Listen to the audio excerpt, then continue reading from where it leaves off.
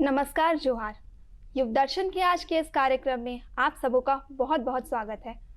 मेरा नाम तेजस्वी झा है और आज हम जिस विषय पर चर्चा करने वाले हैं वो है करियर विकल्प। चूँकि करियर विकल्प का नाम लेते ही हमारे मन में कई उलझनें आ जाती हैं, तो आज का विषय है करियर विकल्प एवं युवा मन की उलझन।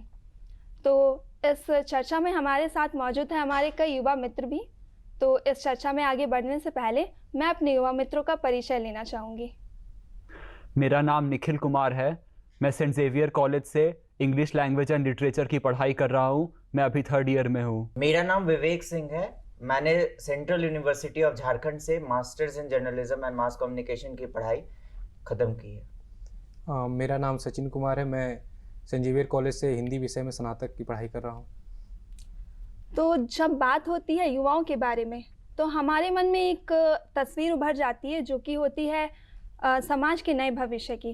और जब हम बात करते हैं समाज के नए भविष्य की तो वो हमारे करियर के चुनाव से ही शुरू होती है। तो जब हम बाल्यावस्था में होते हैं तो हमें पता होता है कि हमें 10वीं की पढ़ाई पूरी करनी है और उसके बाद हम अपनी पसंद की विषय से अपनी ग्रेजुएशन और 12वीं की पढ़ाई को पूरी करते हैं। तो निखिल, आप बताइए कि एज ए यूथ, एक युवा होने के तौर पर आपको अपनी करियर के चुनाव में किस तरह की उलझनों का सामना करना पड़ा है?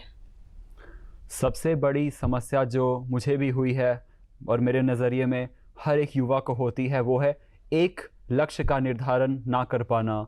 इसके कई कारण हैं। मेरे नज़रिए में एक लक्ष्य का चुनाव करने में एक युवा को इसलिए समस्या होती है कि उसे अपनी शक्तियों का और अपनी कमज़ोरियों का ज्ञान नहीं होता है। एक युवा को जब ये मालूम होता है कि वो क्या करना चाहता है या वो क्या करना चाहती है, कि वो क्या नहीं चाहता या नहीं चाहती, उसकी रुचि किस चीज़ में है, तो ही वो एक सही लक्ष्य का निर्धारण कर पाता है। तो मेरे नज़रिए में एक लक्ष्य का निर्धारण ना कर पाना ही एक बहुत बड़ी समस्या है एक युवा के लिए, और आत्मविश्वास की कमी भी एक बहुत बड़ा कारण है। क्या आपके जीवन में कोई ऐसी घटना घटी है जिससे आपको उलझनों का सामना करना पड़ा हो? जब मैं क्लास 10 में था तो उसके बाद मेरे सामने एक उलझन थी कि मुझे किस सब्जेक्ट में अपने 11th में एडमिशन लेना चाहिए। मेरे सामने साइंस था, कॉमर्स था, आर्ट्स था। मेरा दिल तो आर्ट्स में ही था, लेकिन उस वक्त मेरी एक मानसिकता थी कि साइंस ज़्यादा अच्छा है, कॉमर्स ज़्यादा अच्छा है। इस तरीके की मानसिकता समाज में होती है कि आर्ट्स ज़्यादा अच्छा नहीं है, तो मैंने कॉमर्स में एडमिशन ले लिया। लेकिन क्लास 12 के बाद मुझे ये एहसास हुआ कि नहीं, मेरी रुचि आर्ट्स में है तो मुझे आर्ट्स में ही जाना चाहिए, और इसी कारण मैंने इंग्लिश लैंग्वेज एंड लिटरेचर में अपना एडमिशन लिया कॉलेज में। जी बिल्कुल। तो विवेक, आप बताइए कि आपको किस तरह की उलझनों का सामना करना पड़ा अपने करियर के चुनाव में? जैसा कि निखिल ने कहा कि 10वीं के बाद 10वीं तक तो हमें सब्जेक्ट सिलेक्शन नहीं करना पड़ता, बट 10वीं के बाद हमें सोचना पड़ता है कि हम क्या पढ़ेंगे, आगे हम किस चीज़ को लेकर अपनी ज़िंदगी भर हम काम करेंगे। तो 12वीं तक सब कुछ ठीक रहा, बट 12वीं के बाद एक तरह से 3 स्ट्रीम्स में हम बटे। पहला जो था एक आर्ट्स था, एक कॉमर्स था और एक इंजीनियरिंग और मेडिकल था। तो इसमें क्या था कि हमारे माता पिता ने हमें कहा कि, और बाकी समाज में भी हमें कहा गया कि जो इंजीनियरिंग होती है और जो मेडिकल होती है वो ग्रेड A की है, ऐसा हमारे मन में बनाया गया। और ग्रेड 2 की जो होती है वो कॉमर्स होती है और ग्रेड 3 की जो होती है वो आर्ट्स होती है। तो उसके कारण मेरे को लेना था आर्ट्स, बट मुझे बोला गया कि मैं साइंस लूँ। बट 12वीं के बाद मैंने अपनी मन की सुनी और मैंने अपने टीचर से बात किया और मैंने अपने परिवार वालों को समझाया और मैंने फिर आर्ट्स का चयन किया और आज मैं मास्टर्स कर चुका हूँ। जी, जैसे कि निखिल और विवेक ने कहा कि एक समय पर आने के बाद उन्होंने अपनी मन की सुनी और अपने पसंदीदा विषयों से उन्होंने अपनी पढ़ाई पूरी की आगे की। तो सचिन, आप बताइए कि आपको किस तरह की उलझनें आई अपने करियर के चुनाव में? क्योंकि मैं एक ऐसे क्षेत्र से आता हूँ जो मतलब बहुत ज़्यादा विकसित नहीं था, तो वहाँ मतलब कोई ऐसी खास मानसिकता नहीं थी कि ये लेना है वो लेना है। 10th तक तो ऐसे हम लोग हंसते खेलते पास हो गए। उसके बाद 12th में हमारा जो स्कूल था उसमें आर्ट्स था ही नहीं, तो मुझे पता भी नहीं था कि आर्ट्स एग्जिस्ट करता भी है, सिर्फ साइंस और कॉमर्स। पापा का कहना था कि तुम कॉमर्स लो, लेकिन कॉमर्स में मेरा मन लगता नहीं था तो मैंने साइंस लिया। मुझे लगा कि दोनों में से एक ही चूज करना है तो एक ले। लेकिन फिर 12th में साइंस पढ़ते पढ़ते मैं और बाकी दोस्त जो मेरे दोस्त बने वो सब कुछ थे जो थोड़ा आर्ट्स के प्रति ज़्यादा थे, और 12th के बाद उन्होंने अलग अलग सभी अलग अलग स्ट्रीम में बन गए, जहाँ पे तो मुझे भी लगा कि मुझे भी वही चीज़ लेना चाहिए जो मुझे ज़्यादा पसंद आ रहा है, जरा ज़्यादा रुचि हो रही है। तो उस समय मेरा 12th में साहित्य में बहुत ज़्यादा गहरी रुचि मेरी पैदा हो गई थी, तो मुझे लगा कि नहीं, मुझे इसी में करना, अगर ये करूँगा तो मैं कुछ ना कुछ तो कर ही लूँ। तो इस सोच से मैंने यहाँ पे जैसा विषय कि में आप सभी ने कहा कि आपको उलझनें पैदा हुई थी और फिर आपने अंत में अपने पसंद के विषयों का चुनाव किया। तो आप लोगों से मुझे याद आ रहा है कि मेरे साथ भी कुछ ऐसी ही उलझनें पैदा हुई थी। जब मैं 10वीं कर रही थी तो उस वक्त मुझे हिंदी काफ़ी पसंद था। ऐसे में पढ़ाई में काफ़ी अच्छी थी, लेकिन हिंदी की तरफ मेरा कुछ ज़्यादा ही लगाव था। तो मैंने सोचा था कि 12वीं में मैं आर्ट्स लूँगी, लेकिन मेरे शिक्षकों ने कहा कि तुम इतना अच्छा कर सकती हो दूसरे विषयों में और काफ़ी मौके, जैसा कि विवेक ने कहा कि ग्रेडिंग सिस्टम्स होते, कि साइंस ज़्यादा अच्छा होता है और आर्ट्स को उससे थोड़ा कमतर देखा जाता है। तो यही सोचकर मैंने भी आगे साइंस ले लिया। लेकिन फिर जब मैं साइंस की पढ़ाई कर रही थी तो मुझे लगा कि मैथ्स थोड़ा मुझे हार्ड लगता था उस टाइम। तो मुझे लगा कि अब मुझे क्या करना चाहिए ग्रेजुएशन में। पर फिर मैंने एक रास्ता निकाला, क्योंकि मुझे कंप्यूटर साइंस में भी काफ़ी रुचि थी और यही सोचकर मैंने अपनी कंप्यूटर साइंस से आगे ग्रेजुएशन की पढ़ाई की। तो इस तरह से कभी कभी होता है कि समाज भी हमें काफ़ी प्रभावित कर जाती है हमारे निर्णय को लेकर। तो निखिल, आप बताइए कि समाज हमें किस तरह से प्रभावित करती है जब हमारे पास संसाधनों की कमी होती है कभी कभी, और फिर समाज के अन्य रूपों को भी देखकर हम कभी कभी प्रभावित हो जाते हैं। तो आप बताइए कि आपको किस तरह प्रभावित करती है। जैसा कि हम सब जानते हैं कि समाज हम सब के जीवन में एक बहुत महत्वपूर्ण भूमिका निभाता है। हम सभी समाज का हिस्सा हैं और हमें समाज में ही जीना है। लेकिन हमें इस बात का भी ध्यान रखना चाहिए कि समाज में ऐसे लोग भी हैं जो हमें सही रास्ता बताएंगे, ऐसे लोग भी हैं जो हमें गलत बातें बताएंगे। हमें इस बात का चयन बहुत ही समझदारी से करना चाहिए कि हम किन लोगों की बातों को अपने मस्तिष्क में आने की इजाज़त दें। तो ये प्रभाव भी समाज का बहुत गहरा पड़ता है एक इंसान का। स्कूल कॉलेजेस भी हैं, स्कूल कॉलेजेस से ही हमें विद्या मिलती है। तो स्कूल कॉलेजेस में भी बहुत प्रकार के हमारे मित्र होंगे, उनकी बातों का भी हम पर प्रभाव पड़ता है।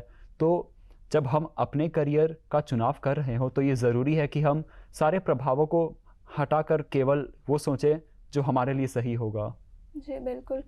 तो विवेक, आपको किस तरह से समाज प्रभावित करती है आपके करियर के चुनाव में? जैसा निखिल ने कहा, मैं उसमें कुछ जोड़ना चाहूँगा। जब मैं मेरी 10वीं और 12वीं की जब मेरी रिज़ल्ट आई थी, तो हमारे रिश्तेदार थे जो हमें साल में कभी फ़ोन नहीं किया करते थे, बट उस दिन इतना फ़ोन आया कि लोग मार्क्स पूछ रहे थे, क्या कर रहे थे। तो ये मार्क्स बेस्ड सिस्टम से थोड़ा मेरे पर प्रेशर भी आया, लोग कंपैरिजन करने लगे। और बाकी थोड़ा सा समाज में, जैसे मैंने बताया, ग्रेडिंग सिस्टम की थोड़ी सी है, थोड़ा सा हम एक कमतर देखा जाता है आर्ट्स स्टूडेंट को, बट बाकी सब ठीक है, सुधर रहे हैं हम लोग। तो सचिन, आप कहिए, बताइए कि जो समाज तो हमें काफ़ी प्रभावित करती है, तो इन सब प्रभावों से हमें कैसे बचना चाहिए, कि हमें क्या निर्णय लेना चाहिए? कि समाज तो हमें कई तरह की चीज़ें बोलती है, हम अपने दोस्तों से इन्फ्लुएंस होते हैं, अपने कई पेरेंट्स से कभी कभार इन्फ्लुएंस हो जाते हैं कि हमें ऐसा करना चाहिए, वैसा करना चाहिए। पर आप बताइए कि हम एक अंत में कैसे हमें अपने एक निश्चय पर अडिग रहना चाहिए, कैसे एक सही निर्णय लेना चाहिए? सबसे पहले तो यहाँ पे एक जो पहलू हमारे समाज में एक छूट जाता है वो है संस्थानों का, जैसे कि स्कूल और कॉलेजेस जैसे संस्थानों का हमारे जीवन पे प्रभाव। जैसे कि मेरे स्कूल में था, मेरे स्कूल में ऐसा था कि टीचर्स ने भी हमें नहीं बताया कि आर्ट्स भी एक सब्जेक्ट होता है, या फिर कॉमर्स या साइंस में भी हम लोग कहाँ तक जा सकते हैं, कॉमर्स और साइंस में कितनी धाराएं। जैसे कॉमर्स में हम लोग मान के चलते हैं कि सिर्फ सीए ही करना है, या फिर कैट का ही प्रिपरेशन करना है आगे चलकर, या फिर साइंस में हम लोग ये मान लेते हैं कि सिर्फ IIT, बाकी और क्या है। इस पर ना तो कोई एक काउंसलिंग होती, ना कोई जागरूकता दिलवाई जाती है कि आप किसी भी विषय में आप उस विषय के कितने स्कोप हैं, कहाँ तक आप जा सकते हैं। तो ये इस तरह से हम हमेशा उलझन में ही रहते हैं, क्योंकि हमें बताने वाला कोई नहीं होता है। तो ये जागरूकता हमें हमारे एक अच्छा, अगर हमारे पास एक अच्छे बेहतर जागरूक करने वाले लोग हों, इस तरह के प्रोग्राम्स स्कूल और कॉलेज में करवाया जाए जिसमें छात्रों को करियर को लेकर जागरूकता है, तो ये हमें अपने करियर को मतलब उसके आगे चलने के लिए उस पर निश्चित अडिग रहने में बहुत मदद करता है, और ताकि हम सही निर्णय भी ले ताकि सही सकें। निर्णय भी ले सकें। जी बिल्कुल। और कभी कभी ऐसा होता है कि हमें अपने दोस्तों की संगति भी, और कभी-कभी हम अगर अच्छे लोगों के सानिध्य में रहते हैं तो उससे भी हमारा निर्णय थोड़ा डिफ़र करता है कि हमें किस ओर जाना चाहिए और किस ओर नहीं जाना चाहिए। तो निखिल, आपको क्या लगता है कि हम युवाओं से, चूँकि अंतिम निर्णय तो हमारा ही होता है कि हमें किस क्षेत्र में अपना करियर बनाना है और होना भी चाहिए, तो हम युवाओं से कहाँ चूक हो जाती है कि हम ऐसे उलझनों में पड़ जाते हैं? जैसा कि आपने अभी संगति के बारे में बताया, जी। मेरा भी यही मानना है कि जैसी एक मनुष्य की संगति होगी वैसा ही वो मनुष्य भी बन जाएगा या बन जाएगी। तो जब हम करियर की बातें करते हैं या हम जीवन के किसी भी मोड़ में अगर हम देखें तो हमारी संगति का प्रभाव बहुत पड़ता है। तो ये ज़रूरी है कि हमारी संगति सही हो। ये चूक हो सकती है हमसे कि हम ऐसे लोगों को अपने जीवन में आने देते हैं जो हमारे जीवन के लिए सही नहीं है, जो हमारे जीवन को गलत तरीके से प्रभाव डालें। और एक गलती हो सकती है कि युवा से चूक हो सकती है कि वो करियर का चुनाव करते समय ये सोचता है या सोचती हैं कि मुझे कितने पैसे मिलेंगे आगे जाकर। वो ये नहीं सोचता है या सोचती है कि क्या मेरी रुचि इसमें रहेगी। तो ये भी एक बहुत बड़ी चूक है मेरे नज़रिए में। एक युवा को ये सोचकर करियर का चुनाव करना चाहिए कि क्या 10 साल बाद, 20 साल बाद या 30 साल बाद भी मेरी रुचि इस जगह पर रहेगी, इस क्षेत्र पे जहाँ पे भी उसका करियर का चुनाव होगा। तो ये एक चूक है मेरे नज़रिए में। यानी कि हमें नकारात्मक लोगों से दूर रहना होगा और साथ ही साथ हमें अपने इंटरेस्ट पे काम करना पड़ेगा। ये नहीं सोचना चाहिए कि इस फील्ड में ज़्यादा पैसा मिल रहा है तो यहाँ पर जाएं, या फिर इधर ज़्यादा सिक्योरिटी है तो इधर जाए, बल्कि हमें अपने इंटरेस्ट को लेकर काम करना पड़ेगा। इंटरेस्ट के साथ जब भी हम एक करियर का चुनाव कर लें, अपना पैशन देखकर जहाँ भी हमारी रुचि हो, उसके बाद ये ज़रूरी है कि हम उस पर दृढ़ता के साथ अडिग रहें, ना कि किसी और प्रभाव में आकर बह जाएं कहीं और तरफ। और आत्मविश्वास की कमी भी एक बहुत बड़ा कारण है, तो उस कमी से भी हम खुद को बचाएं। यानी कि हमें खुद पर आत्मविश्वास रखना है। जी विवेक, आपसे ये सवाल रहेगा कि हम सभी तो जैसे निखिल ने कहा कि हमें आत्मविश्वास रखना चाहिए, नकारात्मक चीज़ों से दूर रखना चाहिए, तो इस तरह से आपको क्या लगता है कि हम कहाँ पर चूक जाते हैं? सबसे पहला तो चूक ये हो जाती है कि जो हम पढ़ना चाहते हैं वो हम पढ़ते नहीं है। जैसे मैं अपनी अगर बात करूं तो 10वीं के बाद घर वालों मेरे परिजनों ने, मेरे माता पिता ने ये कहा कि साइंस की पढ़ाई करो, तो मैंने 11th-12th तक साइंस पढ़ा। बट उसके बाद मेरे को पता था कि साइंस मेरे लिए अच्छा नहीं है, मैं उसको पसंद नहीं करता। तो फिर उनको मैंने समझाया, उनसे मैंने बात की और फिर उन्होंने मेरे बात को समझा और मैंने टीचर से भी बात की, उन्होंने भी समझाया मेरे माता पिता को। और फिर मैंने 12th के बाद अपने आर्ट्स को मैंने लिया और मैं आज मास्टर्स कर चुका हूँ। तो यही चीज़ है कि आपको जो अच्छा लगता है सुनिए आप सबकी, आपको जो अच्छा लगता है करिए आप। और हाँ, एक टीचर या किसी प्रोफेशनल से आप सलाह ज़रूर ले लीजिएगा जो आप करना चाहते हैं। जी, तो सचिन, आपने भी अब तक तो कई तरह की गलतियों और अपनी खामियों को अब तक जाना होगा, तो आपको क्या लगता है कि आपसे कहाँ पे चूक हो गई थी आपके करियर के चुनाव में? चूक सबसे पहला अगर हम ये देखते हैं कि सबसे पहले चूक, या आपने जैसे बोला इंटरेस्ट पे काम करना। हाँ, बिल्कुल। तो इंटरेस्ट पे काम करने के लिए सबसे पहले हमें ये जानना पड़ेगा किसी भी इंटरेस्ट को हम लोग चुनते हैं, या जैसे मैं अभी हिंदी साहित्य कर रहा हूँ, तो हम ज़्यादातर हिंदी साहित्य में ज़्यादातर हम लोग के बीच में रहता है कि या तो प्रोफेसर करना, नेट निकालना है मास्टर्स के बाद, या फिर बीएड करके टीचर हो जाना। पर इसमें और भी बहुत सारे, जैसे एक ट्रांसलेटर का काम है, ठीक, ट्रांसलेटर में भी एक हो जाता है बुक ट्रांसलेट, या फिर एक आप जॉब कर सकते हैं जैसे विधानसभा या अन्य सरकारी दफ्तरों में ट्रांसलेटर की एक पद की बहाली हमेशा होती। तो इन सब के बारे में क्या हम जागरूक हैं कि नहीं, कि हम अपने सब्जेक्ट को लेकर सबसे पहले बात है कि हमें रिसर्च करने की ज़रूरत है कि हमारा क्या स्कोप है, क्या सिर्फ यही स्कोप है या फिर इसके अलावा भी स्कोप है, हम कहाँ तक जा सकते हैं। हम एक हिंदी का साहित्य का स्टूडेंट जो है वो सिर्फ ये नहीं कर सकता, वो आगे जाके मास कॉम भी कर सकता है, ठीक है, फिल्म राइटिंग में भी काम कर सकता है, उसके पास बहुत सारा स्कोप है। तो हमें पहले ये जानकारी लेना हो कि हम कहाँ तक जा सकते हैं, क्या क्या हमारे पास स्कोप, और हम किस में बेहतर कर सकते हैं, अपनी क्षमताओं पे रिसर्च करना। और ये जब हम लोग करते हैं तो इससे हमारे अंदर एक जो आत्मविश्वास आता है, उससे हम हर किसी को समझा भी सकते हैं, खुद को भी समझा सकते हैं और साथ साथ अपने माँ बाप को भी बेहतर ढंग से समझा सकते हैं, ताकि वो हमारा साथ दें, और इस तरह से हम लोग अपने उलझनों से ऊपर भी उठ सकते हैं। बिल्कुल, यानी कि हमारे सामने तो कई सारे विकल्प रहते ही हैं, लेकिन हमें एक सही निश्चय लेना चाहिए कि किस तरफ हमारा ज़्यादा अच्छा हो सकता है, और विकल्पों में उलझने के बजाय हमें अपने इंटरेस्ट पे काम करना चाहिए, खुद पे आत्मविश्वास रखना चाहिए। जी, और निखिल, आप ये बताइए कि आप पहले भी कई तरह की अब तक तो कई तरह के उलझनों का सामना कर चुके होंगे, तो कभी आपके सामने कोई भी ऐसी घटना घटी हो जहाँ पर आपको लगा हो कि हाँ, यहाँ पर इस तरह का मुझे फ़ैसला लेना चाहिए था तो ज़्यादा अच्छा होता और इस तरह से मैं अपना सही फ़ैसला ले सकता था इस जगह पर? जैसा कि मैंने बताया, क्लास 10 के बाद मेरे साथ हुआ। मेरी रुचि आर्ट्स में थी, लेकिन मेरी ये मानसिकता थी कि साइंस कॉमर्स ज़्यादा अच्छा होता है आर्ट्स से। तो मुझे लगता है कि ये एक भूल थी मेरी। अगर मैं 11th 12th में भी अगर आर्ट्स लेकर पढ़ाई करता तो आज मेरा जो फाउंडेशन है वो ज़्यादा बेहतर होता और शायद मैं आर्ट्स का एक बेहतर स्टूडेंट होता आज के समय में। जी, यानी कि एक तरह से देखा जाए तो हम सभी को अपने मन की बात सुननी चाहिए। तो सचिन, मैं आपसे पूछना चाहूँगी कि चूँकि आप अभी युवा हैं और आपने अपने करियर के बारे में कुछ ना कुछ तो ज़रूर ही सोचा होगा। तो आपने अपने करियर के बारे में क्या सोचा और किस तरह से आप इसकी तैयारी कर रहे हैं? करियर के बारे में जैसा मैंने पहले भी कहा कि मैं रिसर्च, तो मैं अभी रिसर्च कर, जैसे मेरे एक प्रोफेसर ने कहा कि तुम अच्छा सब बोलते हो, थोड़ा तुम्हारा बोलने का शैली थोड़ी अच्छी है, तो तुम प्रोफेसर, और थोड़ा पढ़ने में तुम्हारी किताबों में ज़्यादा रुचि है तो तुम आगे प्रोफेसर्स के लिए जाओ।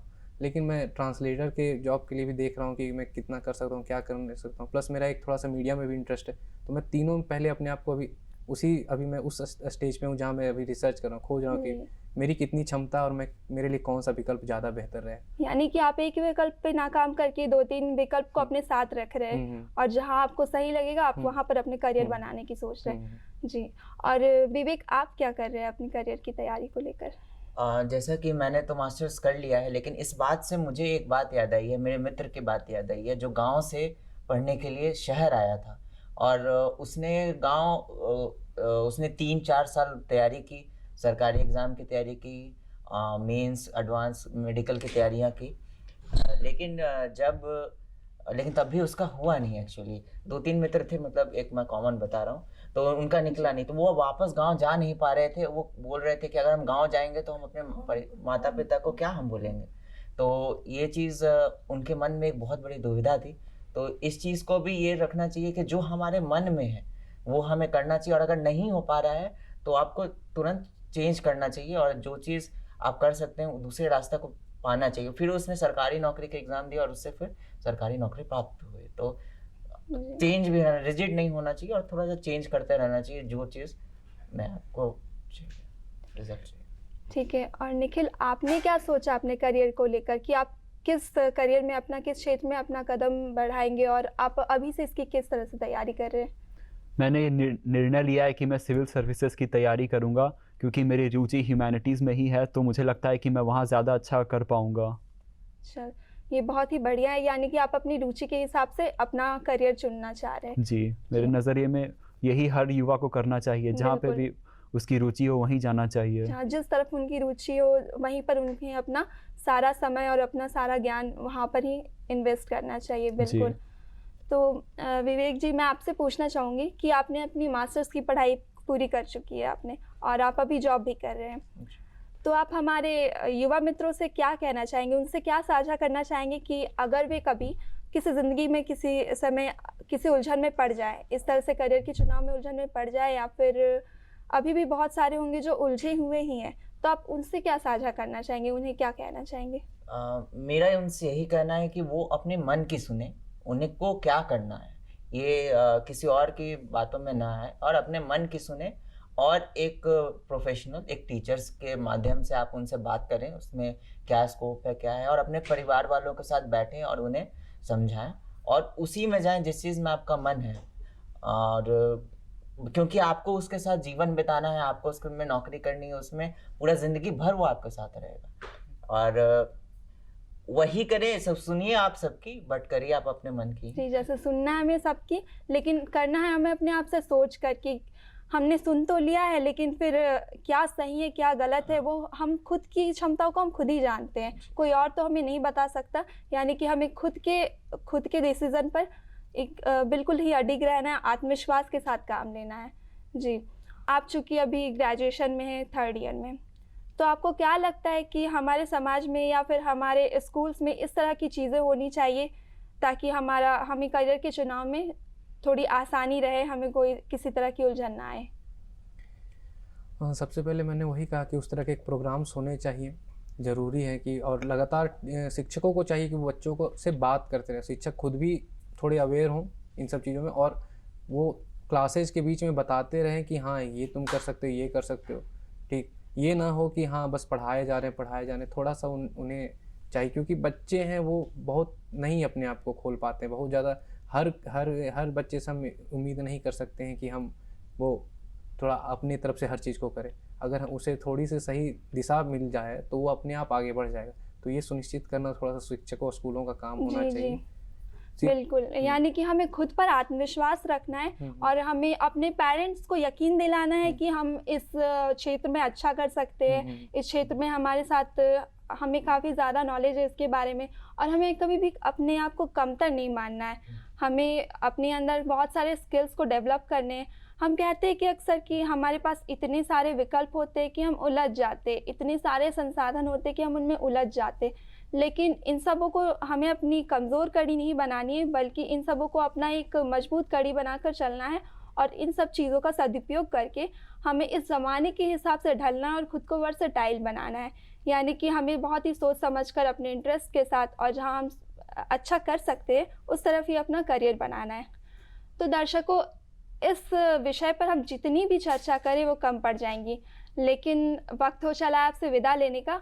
लेकिन मुझे यकीन है कि आपने इस पूरे चर्चा से इतना तो अंदाज़ा ज़रूर ही लगा लिया होगा कि जब भी आप कभी या इस तरह की उलझन में पड़े तो किस तरह से आप उनका सामना कर सकते, उन उलझनों से खुद को कैसे निकाल सकते। तो दर्शकों, आज के कार्यक्रम में बस इतना ही। मैं आपसे और अपने अन्य युवा मित्रों से धन्यवाद कहूँगी और इसी के साथ जोहार, नमस्कार।